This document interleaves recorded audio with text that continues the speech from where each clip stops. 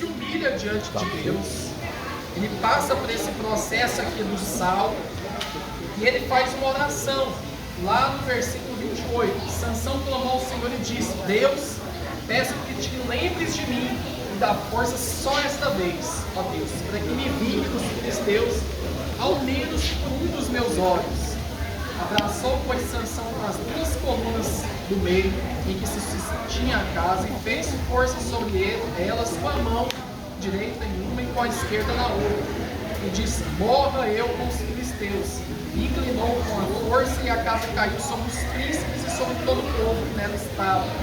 E foram mais os que matou na sua morte do que mataram na sua vida.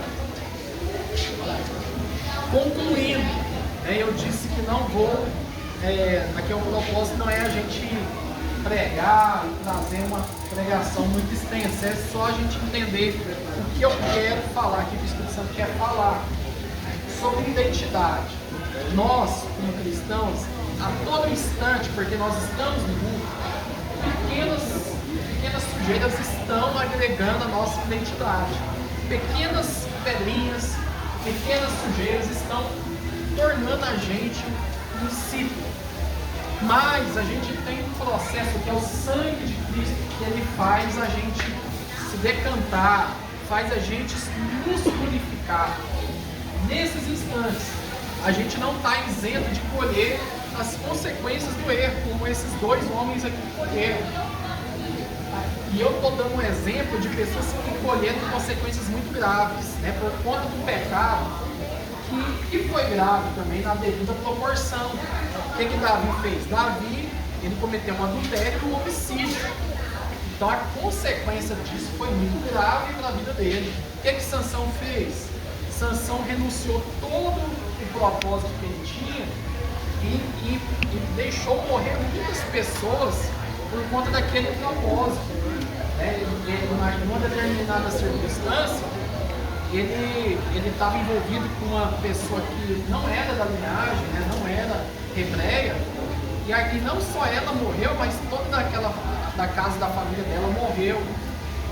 E ele era chamado para guerrear contra os filisteus. Quando a gente lê o livro ali, de Juízes, a gente percebe que Deus queria um propósito na vida de Sansão para destruir aquele povo filisteu mesmo, que era inimigo do povo de Israel. E ele renunciou isso para ter um relacionamento com uma pessoa que não era da linhagem, uma pessoa que era um jugo desigual.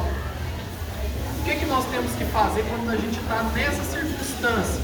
Quando a gente está nesse momento, a gente tem que cumprir o nosso propósito. Qual é o nosso propósito? Se o seu propósito é, na casa de Deus, ser um peão, ser aquela pessoa que vai se humilhar naquele momento, seja isso, mas faça com alegria. É um propósito salvo, é um propósito de ser pisado.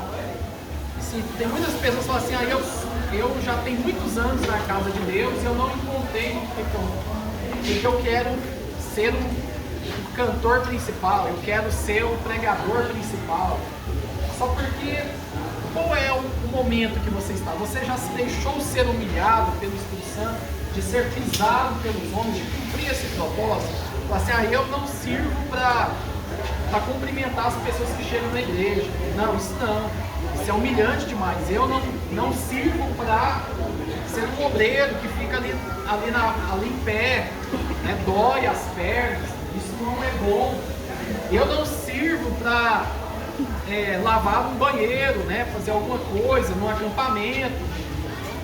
Olha, eu quero falar algo que esses comandantes, eu vou dar algo da polícia mesmo, esses comandantes aí, o comandante geral, os comandantes de batalhões, todos eles, sem exceção, antes de chegar lá, eles lavaram muito banheiro, eles tiraram muito serviço na pecuária, muito serviço ali nos estádios.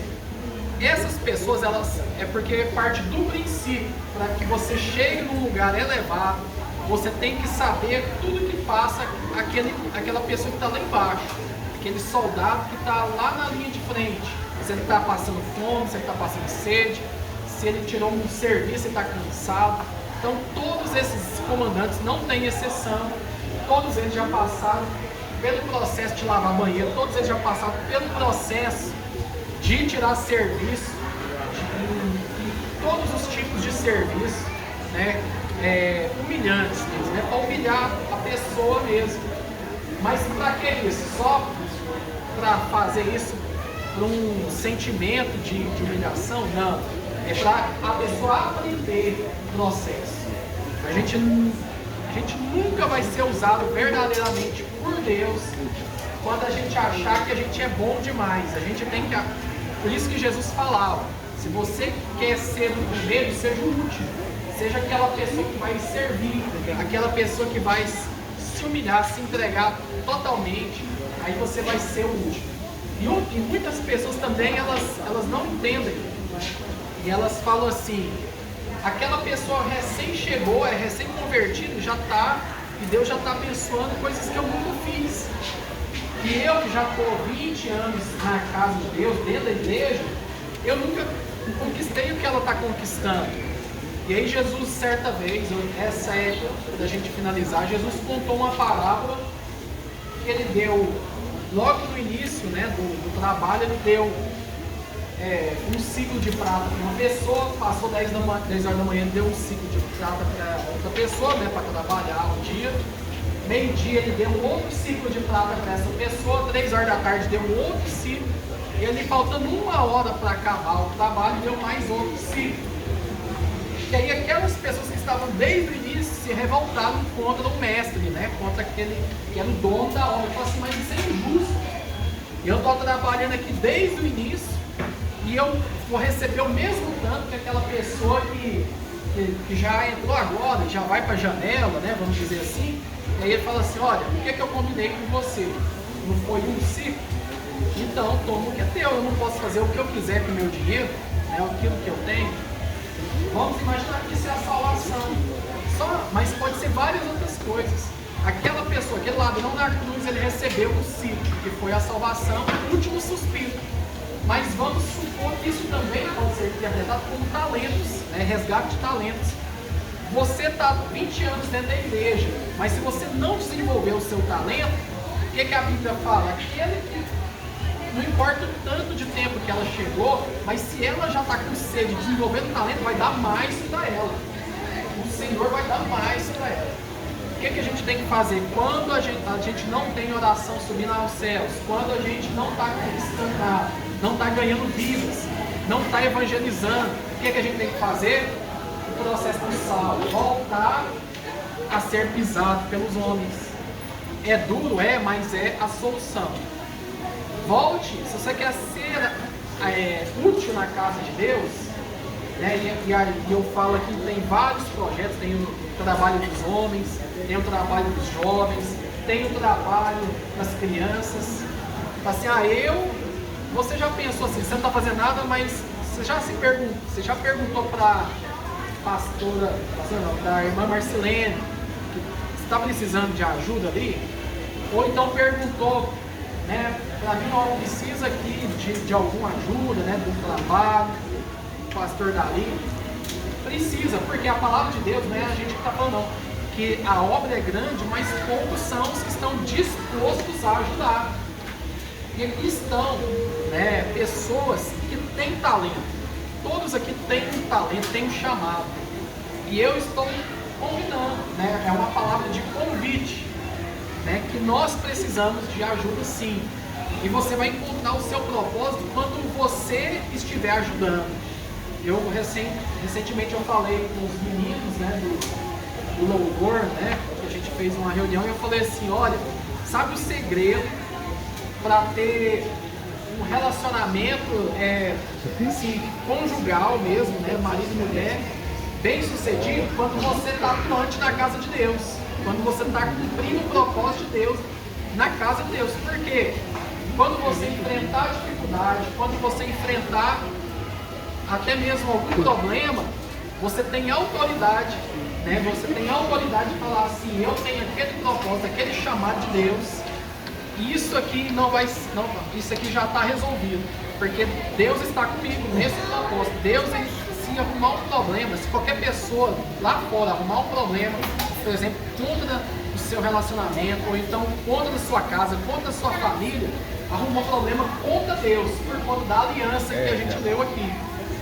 Aquele povo inimigo, os filisteus, quando eles vinham contra o povo de Israel, e o povo de Israel estava obediente na palavra de Deus, o que acontecia? Eles eram derrotados, não importava a quantidade de inimigos. Então, se nós estivermos atuantes na casa de Deus, se nós estivermos firmes, e quanto mais trabalho, melhor. O seu relacionamento vai ser abençoado, a sua vida profissional vai ser abençoada, a sua carreira vai ser abençoada, tudo vai ser abençoado, porque você está ao lado de Deus. E é impossível não ser abençoado quando você está cumprindo o propósito de Deus. É impossível de você não ter as bênçãos de Deus ao seu lado. Amém? Os irmãos entenderam a mensagem? Era essa mensagem que eu queria trazer. É uma mensagem que eu senti no coração de trazer. Ela é amarga, sim.